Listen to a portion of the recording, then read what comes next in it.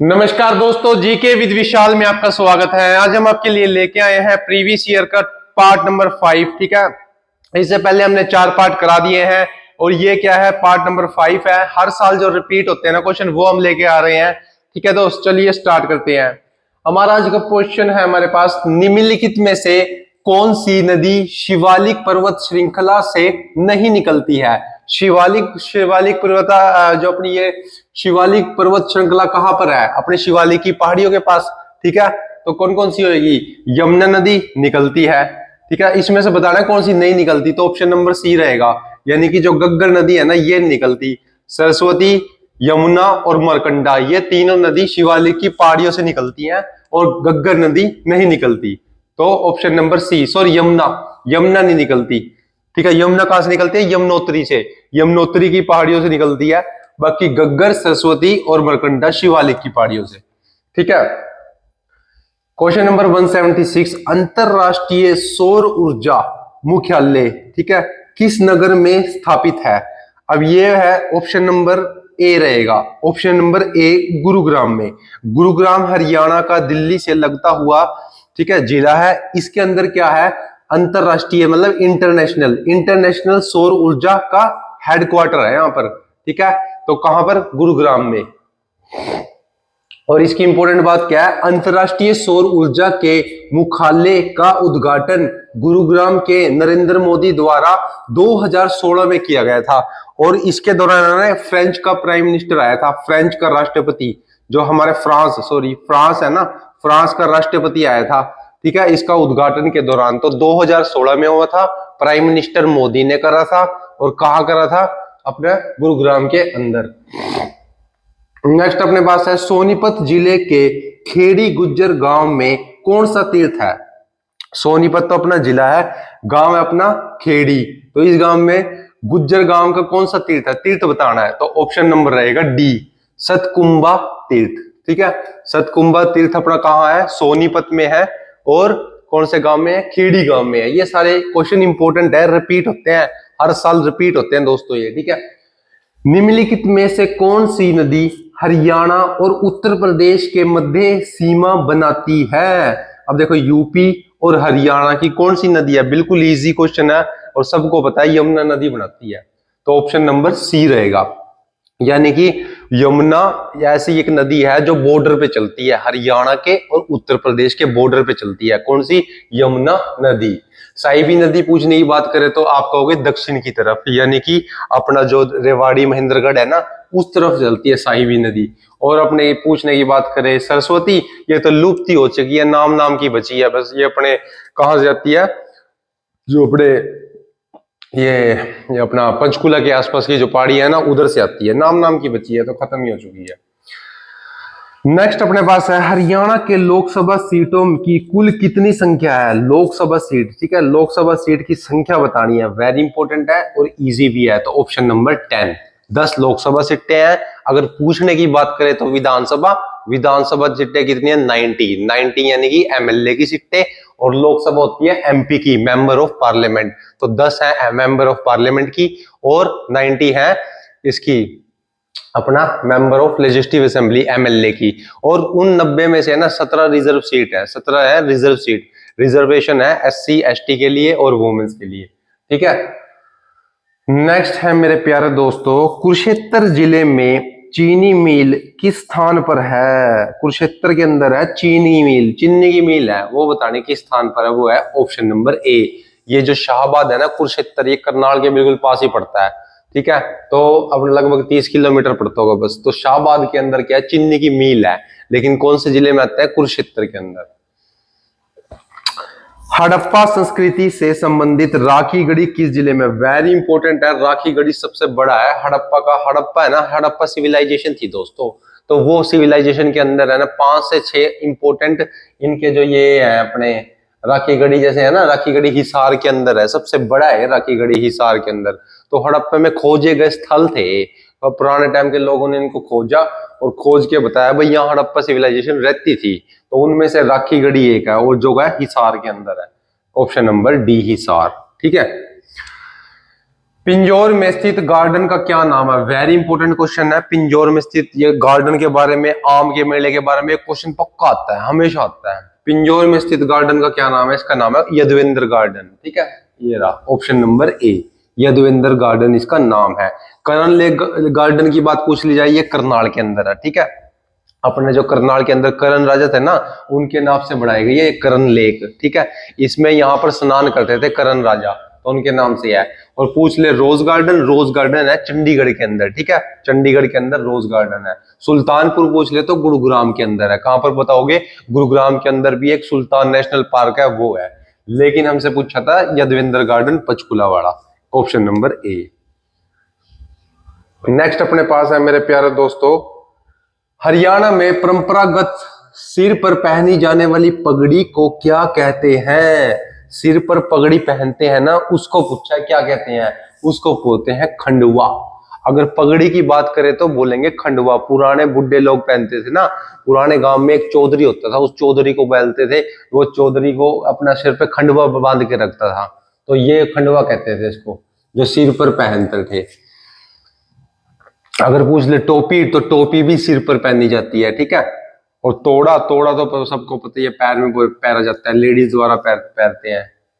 ठीक है, तो इसका ऑप्शन रहेगा सी। तीज का त्योहार किस महीने में आता है? अब तीज का त्योहार पूछ लिया मेरे प्यारे दोस्तों, तीज का तो सबको ही पता। देखो यार, इतना आसान क्वेश्चन है, बताओ।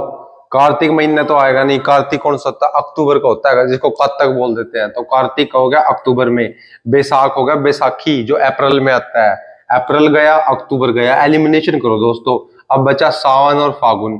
फागुन का मिलना मार्च में होता है, जहां पर हम होली खेलते हैं। ठीक है, और एक होता है सावन, जब आती है वर्षा, वर्षा आती है, तो इसको बोलते हैं सावन का महीना। सावन का महीना पवन करे शोर, शोर नहीं बाबा शोर। तो वो शोर कैसे करता है? तीजों के त्योहार के कारण। ठीक है, तो इसका आंसर रहेगा option number B, Teej. Teej का त्योहार कब मनाया जाता है? सावन के अंदर। ठीक है, ऑप्शन को एलिमिनेट करोगे ना, तो उसके बाद कोई दिक्कत ही नहीं है। ऑप्शन को एलिमिनेट करो और आंसर आपके सामने है। दारूहेड़ा औद्योगिक क्षेत्र किस राजमार्ग पर स्थित है? वेरी इंपॉर्टेंट क्वेश्चन है और इजी भी है। दारूहेड़ा कहाँ है बताओ? दिल्ली से रोहतक जाते हैं हमें, दिल्ली से आगरा, दिल्ली से जयपुर, या दिल्ली से अम्बाड़ा? बताओ। दिल्ली से अम्बाड़ा जाते तो है नहीं, ये तो कंफर्म है। ठीक है, इन तीन में से कौन सा हो सकता है? बताओ कौन सा है? तो इसका ऑप्शन रहेगा सी, ऑप्शन नंबर सी, दिल्ली से जयपुर। दिल्ली से जब जयपुर जाते हैं ना, उस मार्ग पे मिलता है दारूहेड़ा, और ये हरियाणा के अंदर आता है। ठीक है, दारूहेड़ा। यहाँ पे बहुत बड़ी फैक्ट्री लगी हुई है, मुझे अभी याद नहीं है किसकी है, लेकिन फैक्ट्री है दारूहेड़ा में। ठीक है, आई थिंक शायद कार की ना हो मेरे ख्याल से, दारूहेड़ा के अंदर। नेक्स्ट है मेरे प्यारे दोस्तों, काला तितर पर्यटन स्थल किस जिले में है? वेरी इंपॉर्टेंट है काला तितर। काला तितर कहां पाया जाता है बताओ? जिंद में नहीं है, हिसार में नहीं है।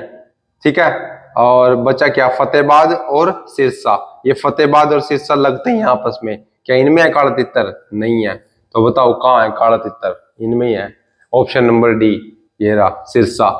जो अपने फतेहाबाद और सिरसा है ना, जो पंजाब की तरफ लगते हैं, पंजाब और राजस्थान की तरफ, वो वहां याद रखना काला तितर पर्यटन स्थल, पर्यटन स्थल की बात पूछ रहा है, तो ऑप्शन नंबर डी रहेगा सिरसा। ये रहा, यह अबूब शहर सिरसा में तथा तितर प्रजनन केंद्र मोरनी में, इसके अलावा काला तितर प्रजनन केंद्र पीपली में है। ठीक है, ये इसके अलावा बताया, तो सबसे बड़ा पूछने की बात करें ना, तो सिरसा में अबूब शहर है, सिरसा में सबसे बड़ा अबूब शहर। फिर काला तथा तितर प्रजनन केंद्र मोरनी, मोरनी के अंदर काला तितर प्रजनन केंद्र। और ये क्या था? ये था काला तितर पर्यटन स्थल। पर्यटन स्थल और केंद्र में फर्क है।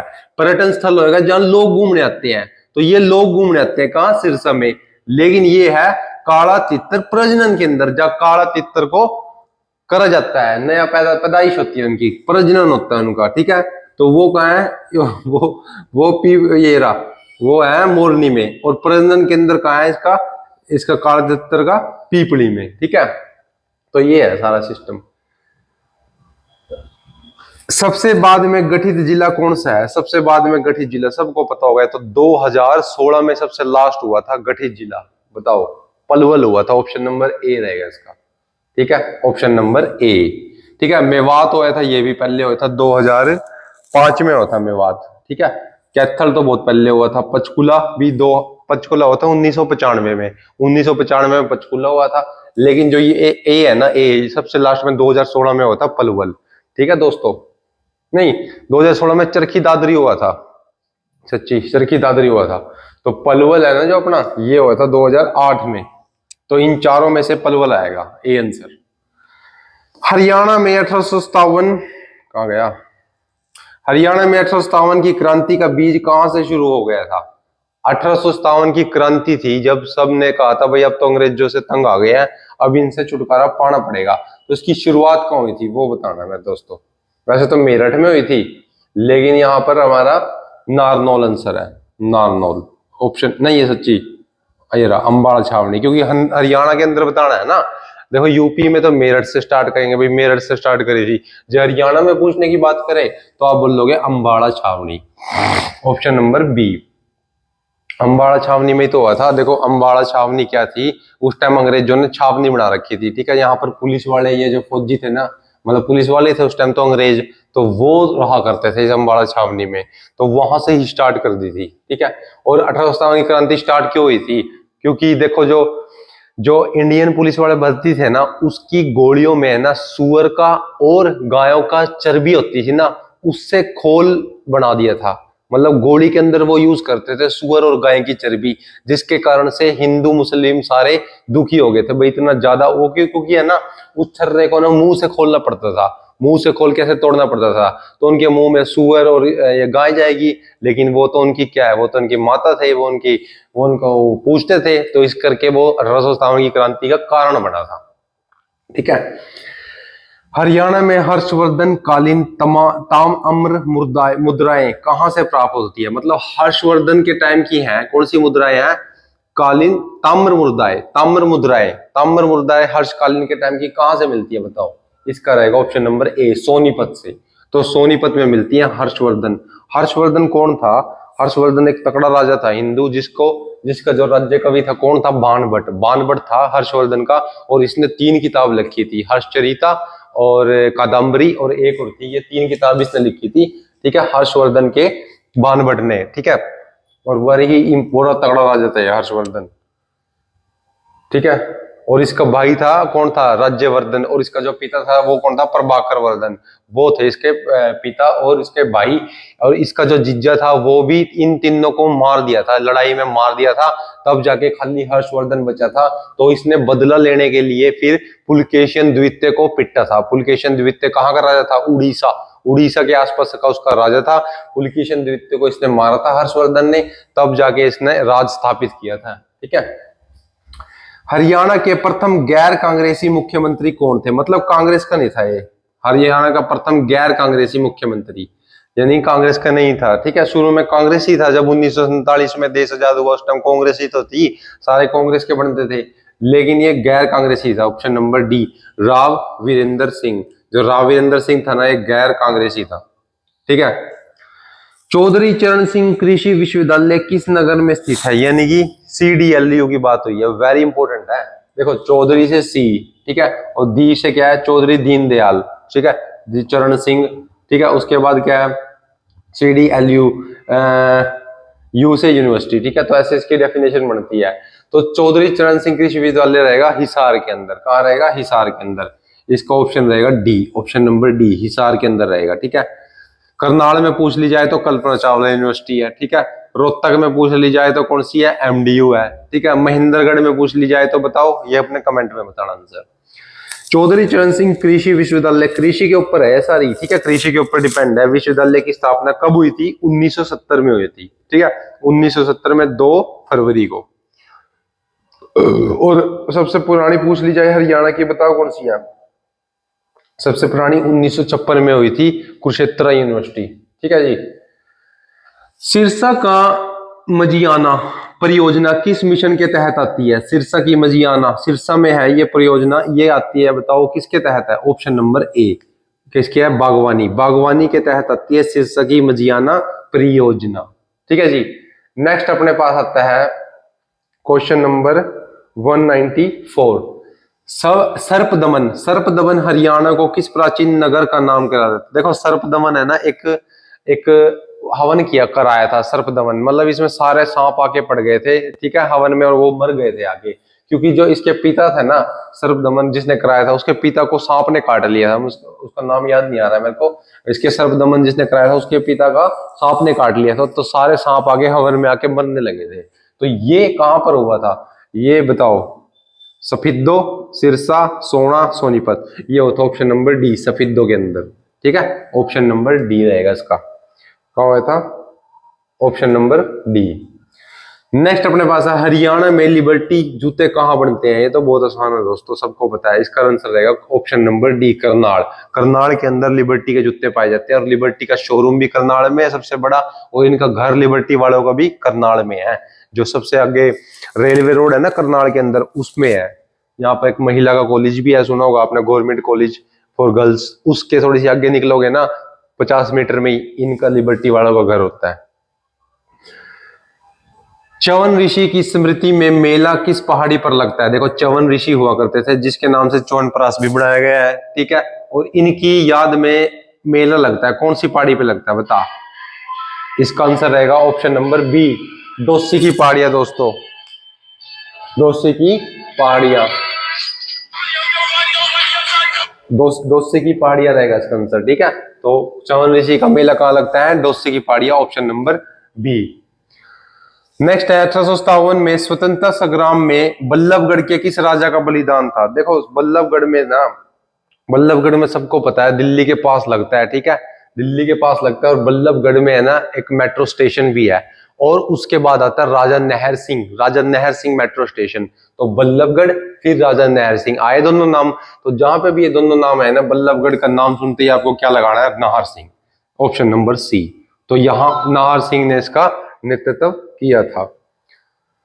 हरियाणा में राजा जन्मेजय, जन्मेजय का संबंध किस नगर से है? राजा का नाम क्या है? जन्मेजय। इसका बताना है किस संबंध किससे है इसका? ऑप्शन नंबर डी, सफिद्दो से, सफिद्दो से था ये राजा जन्म। अच्छा सच्ची देखिए, ये आ गया अपने आगे, जो ये राजा जन्मेजय था ना, इसी को सांप ने काट लिया था। हाँ अब वो भी याद आ गया मैं, इसके लड़के का नाम है परीक्षित, जन्मेजय के लड़के का नाम है परीक्षित, और ये परीक्षित ने सर्पदमन योग कराया था। सर्पदमन योग कराने के बाद इसको सांप ने काट दिया और ये मर गया।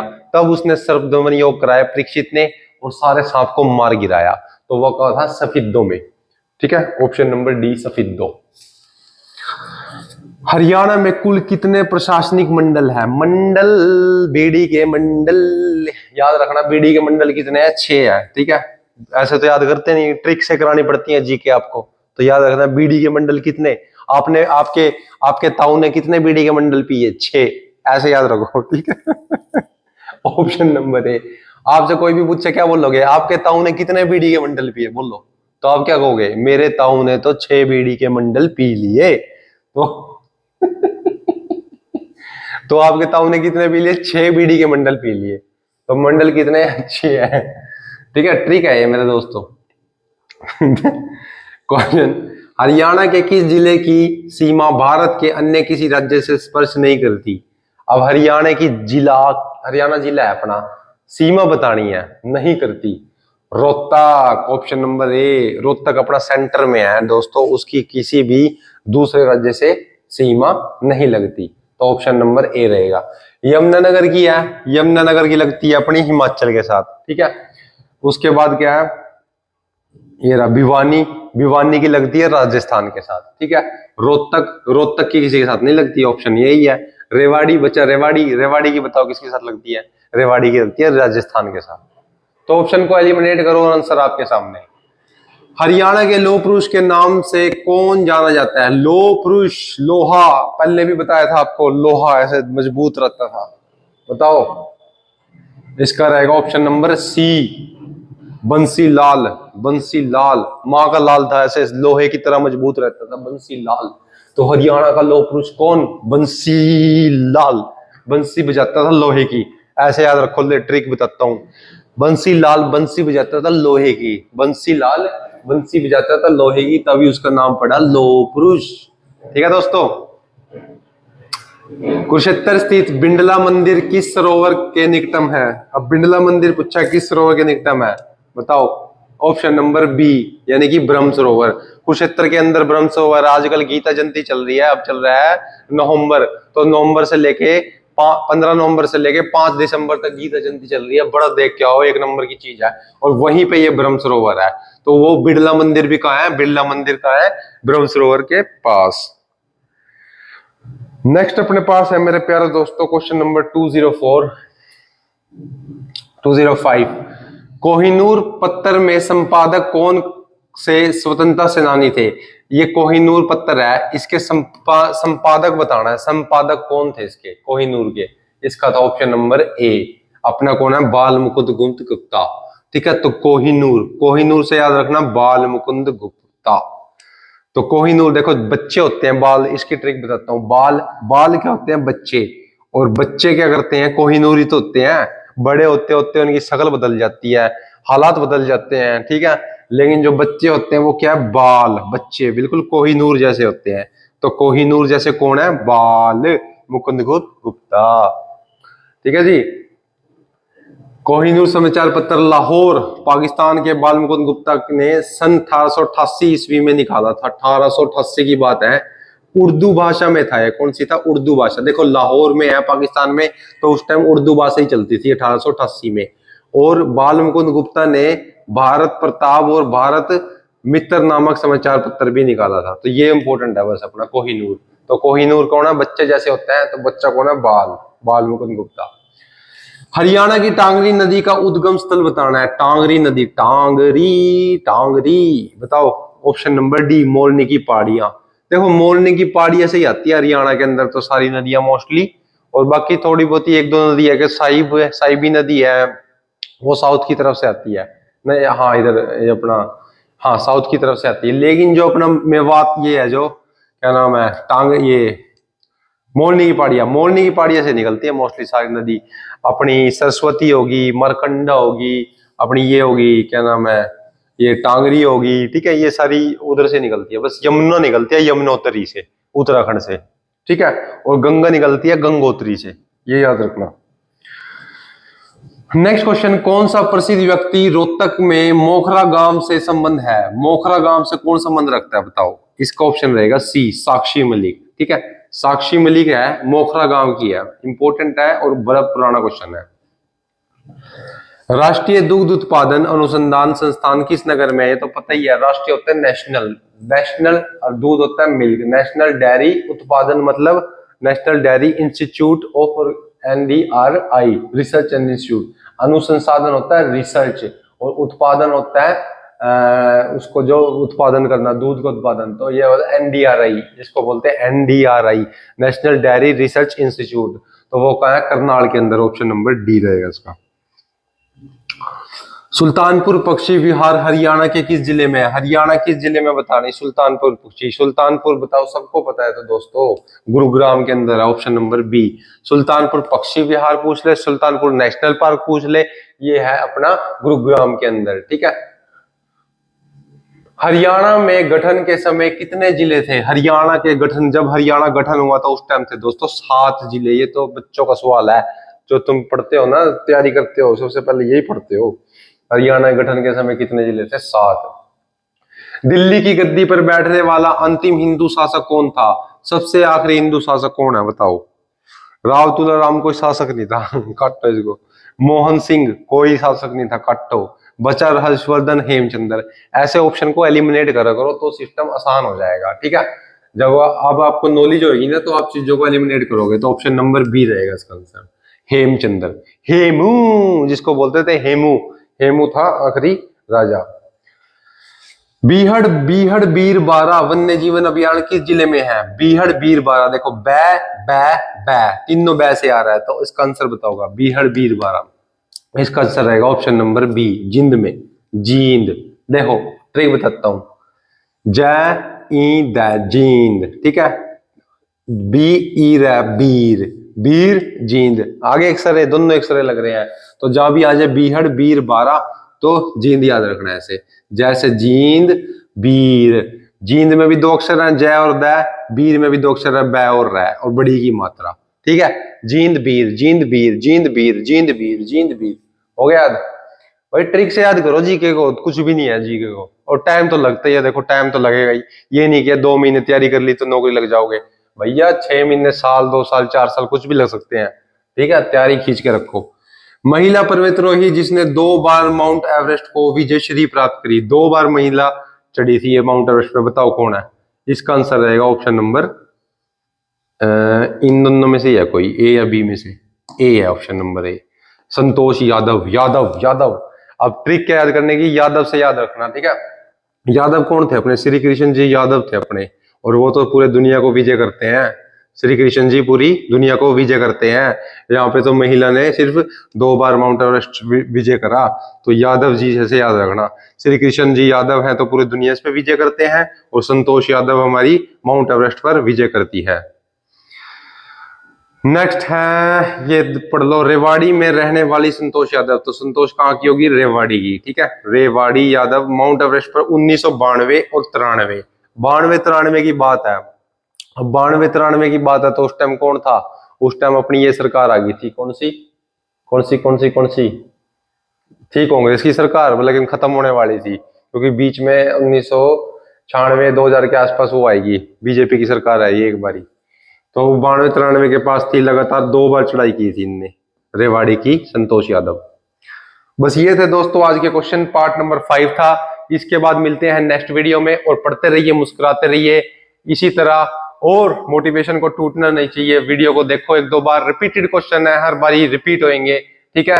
ऐसे जीके ऐसे ही आपको ट्रिप की तरह करा देंगे याद। और मिलते हैं नेक्स्ट वीडियो में, ध्यान रखना, बाय बाय, टेक केयर।